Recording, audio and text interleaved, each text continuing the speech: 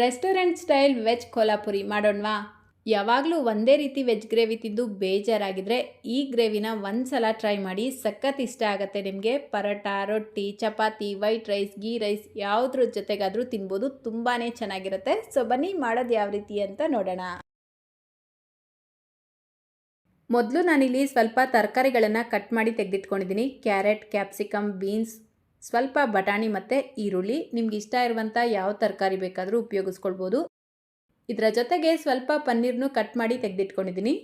ಈಗ gas stove ಮೇಲೆ ಒಂದು ಪ್ಯಾನ್ ಇಟ್ಕೊಂಡು 2 ಟೇಬಲ್ ಸ್ಪೂನ್ ಧನಿಯಾ ಕಾಳು, ಅರ್ಧ ಟೇಬಲ್ ಸ್ಪೂನ್ ಜೀರಿಗೆ, 1/4 ಟೇಬಲ್ ಸ್ಪೂನ್ ಕಾಳುಮೆಣಸು, 2 ಪೀಸ್ ಚಕ್ಕೆ, 4 ಲವಂಗ, 2 ಏಲಕ್ಕಿ, 5 ರಿಂದ 6 ಗೋಡಂಬಿ, 2 ಬಿರಿಯಾನಿ ಎಲೆ, 6 ರಿಂದ 7 ಬ್ಯಾಡಗೆ ಮೆಣಸಿನ್ಕಾಯಿ, ಅರ್ಧ ಕಪ್ ಒಣ ಕೊಬ್ಬರಿನ ಸೇರಿಸ್ಕೊಂಡು ಇದೆಲ್ಲವನ್ನು ಮೀಡಿಯಂ ಫ್ಲೇಮಲ್ಲೇ ಚೆನ್ನಾಗಿ ರೋಸ್ಟ್ ಮಾಡ್ಕೊಳ್ಬೇಕು. ಈ ಬ್ಯಾಡಗೆ ಮೆಣಸಿನ್ಕಾಯಿ ಸೇರಿಸ್ಕೊಳ್ಳೋದ್ರಿಂದ ಗ್ರೇವಿ ಕಲರು ಟೇಸ್ಟು ಚೆನ್ನಾಗಿರುತ್ತೆ. ಸೊ ನೋಡಿ, ಇದೆಲ್ಲವನ್ನು 1-2 ನಿಮಿಷ ಚೆನ್ನಾಗಿ ರೋಸ್ಟ್ ಮಾಡಿಬಿಟ್ಟು ಒಂದು ಬ್ಲೆಂಡರ್ ಜಾರ್ಗೆ ಹಾಕಿ ತೆಗೆದಿಟ್ಕೊಳ್ಳಿ. ಈಗ ಅದೇ ಪ್ಯಾನ್ಗೆ 1 ಟೇಬಲ್ ಸ್ಪೂನ್ ಎಣ್ಣೆ ಸೇರಿಸ್ಕೊಂಡು ಕಟ್ ಮಾಡಿ ಇಟ್ಕೊಂಡಿರುವಂಥ ಪನ್ನೀರ್ ಸೇರಿಸ್ಕೊಂಡು ಫ್ರೈ ಮಾಡ್ಕೊಳ್ಬೇಕು. ನೋಡಿ, 1-2 ನಿಮಿಷಕ್ಕೆ ಪನ್ನೀರ್ ಚೆನ್ನಾಗಿ ಫ್ರೈ ಆಗಿರುತ್ತೆ. ಇದರ ಜೊತೆಗೇ ಈಗ ಕಟ್ ಮಾಡಿ ಇಟ್ಕೊಂಡಿರುವಂಥ ಎಲ್ಲ ತರಕಾರಿಗಳನ್ನು ಸೇರಿಸ್ಕೊಂಡು 3 ರಿಂದ 4 ನಿಮಿಷ ಹೈ ಫ್ಲೇಮಲ್ಲೇ ಚೆನ್ನಾಗಿ ಮಿಕ್ಸ್ ಮಾಡ್ಕೊಳ್ತಾ ಫ್ರೈ ಮಾಡ್ಕೊಳ್ಳಿ.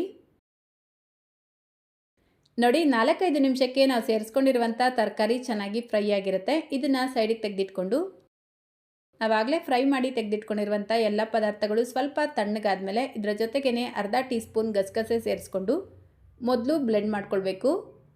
ಈ ರೀತಿ ಪುಡಿ ಮಾಡಿಕೊಂಡು ಈಗ ಬೇಕಾದಷ್ಟು ನೀರು ಸೇರಿಸಿ ನುಣ್ಣಗೆ ಪೇಸ್ಟ್ ಮಾಡ್ಕೊಳ್ಳಿ. ಈಗ ಒಂದು ಪ್ಯಾನ್ಗೆ 5 ರಿಂದ 6 ಟೇಬಲ್ ಸ್ಪೂನ್ ಎಣ್ಣೆ ಸೇರಿಸ್ಕೊಳ್ಳಿ. ಇದರ ಜೊತೆಗೆ ನೀವು ಬೇಕಿದ್ರೆ ಬಟರ್ ಕೂಡ ಸೇರಿಸ್ಕೊಳ್ಬೋದು. ಎಣ್ಣೆ ಬಿಸಿಯಾಗಿದ ತಕ್ಷಣ ಅರ್ಧ ಟೀ ಸ್ಪೂನ್ ಜೀರಿಗೆ, ಸಣ್ಣದಾಗಿ ಕಟ್ ಮಾಡ್ಕೊಂಡಿರುವಂಥ ಮೀಡಿಯಂ ಸೈಜ್ದು 3 ಈರುಳ್ಳಿ ಸೇರಿಸ್ಬಿಟ್ಟು ಫ್ರೈ ಮಾಡ್ಕೊಳ್ಬೇಕು. ಈರುಳ್ಳಿ ಟ್ರಾನ್ಸ್ಪರೆಂಟ್ ಆಗಬೇಕು ಅಲ್ಲಿವರೆಗೂ ಫ್ರೈ ಮಾಡಿಕೊಂಡು 1 ಮೆಣಸಿನ್ಕಾಯಿ, ಅರ್ಧ ಟೀ ಸ್ಪೂನ್ ಶುಂಠಿ ಬೆಳ್ಳುಳ್ಳಿ ಪೇಸ್ಟ್ ಸೇರಿಸ್ಬಿಟ್ಟು ಫ್ರೈ ಮಾಡ್ಕೊಳ್ತಾ ಇದ್ದೀನಿ. ಶುಂಠಿ ಬೆಳ್ಳುಳ್ಳಿಯಲ್ಲಿ ಇರುವಂಥ ರಾ ಸ್ಮೆಲ್ ಕಂಪ್ಲೀಟ್ ಆಗಿ ಹೋಗೋವರೆಗೂ ಫ್ರೈ ಮಾಡಿಕೊಂಡು 1/4 ಟೀ ಸ್ಪೂನ್ ಅರಿಶಿನ, ಅರ್ಧ ಟೀ ಸ್ಪೂನ್ ಅಚ್ಕಾರದ ಪುಡಿ ಸೇರಿಸ್ಬಿಟ್ಟು ಮಿಕ್ಸ್ ಮಾಡ್ಕೊಳ್ಳಿ. ಈಗ 2 ಟೊಮೆಟೊನ ಪೇಸ್ಟ್ ಮಾಡಿಬಿಟ್ಟು ಸೇರಿಸ್ಕೊಳ್ತಾ ಇದ್ದೀನಿ. ಈ ಟೊಮೆಟೊ ಪ್ಯೂರಿ ಸೇರಿಸ್ಕೊಂಡು ಒಂದ್ಸಲ ಚೆನ್ನಾಗಿ ಮಿಕ್ಸ್ ಮಾಡಿಬಿಟ್ಟು ಮೊದಲೇ ರುಬ್ಬಿಟ್ಕೊಂಡಿರುವಂಥ ಮಸಾಲೆ ಪೇಸ್ಟ್ನ ಸೇರಿಸ್ಕೊಂಡು ಸ್ವಲ್ಪ ನೀರು ಸೇರಿಸಿ ಮಿಕ್ಸ್ ಮಾಡ್ಕೊಳ್ಬೇಕು. ಇದರ ಜೊತೆಗೇ ರುಚಿಗೆ ತಕ್ಕಷ್ಟು ಉಪ್ಪು ಸೇರಿಸ್ಕೊಂಡು ಈ ಮಸಾಲೆನ ಚೆನ್ನಾಗಿ ಮಿಕ್ಸ್ ಮಾಡ್ಕೊಳ್ಳಿ.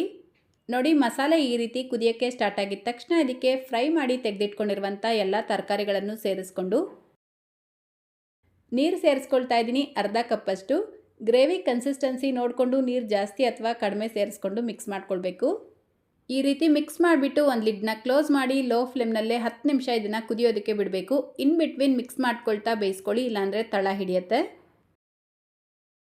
ನೋಡಿ, ಕರೆಕ್ಟಾಗಿ 10 ನಿಮಿಷ ಆಗಿದೆ. ನೋಡ್ಬೋದು ನೀವು ಗ್ರೇವಿಯಿಂದ ಯಾವ ರೀತಿ ಎಣ್ಣೆ ಸಪ್ರೇಟ್ ಆಗಿದೆ ಅಂತ. ಈ ರೀತಿ ಗ್ರೇವಿಯಿಂದ ಎಣ್ಣೆ ಸಪ್ರೇಟ್ ಆಗಿ ಗ್ರೇವಿ ಕನ್ಸಿಸ್ಟೆನ್ಸಿ ಕೂಡ ಗಟ್ಟಿಯಾಗಿರಬೇಕು.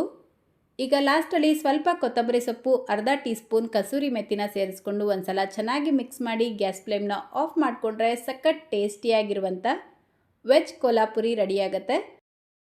ಸೊ ಇವತ್ತಿನ ಈ ವಿಡಿಯೋ ನಿಮ್ಗೆ ಇಷ್ಟ ಆಗಿದೆ ಅಂತ ಅಂದ್ಕೊಳ್ತೀನಿ. ಇಷ್ಟ ಆಗಿದ್ರೆ ಮಿಸ್ ಮಾಡಿದ್ರೆ ಈ ವಿಡಿಯೋಗೊಂದು ಲೈಕ್ ಮಾಡಿ, ನಿಮ್ಮ ಫ್ರೆಂಡ್ಸ್ ಮತ್ತು ಫ್ಯಾಮಿಲಿಯವ್ರ ಜೊತೆಗೂ ಈ ವಿಡಿಯೋನ ಶೇರ್ ಮಾಡ್ಕೊಳ್ಳೋದನ್ನು ಮರಿಬೇಡಿ.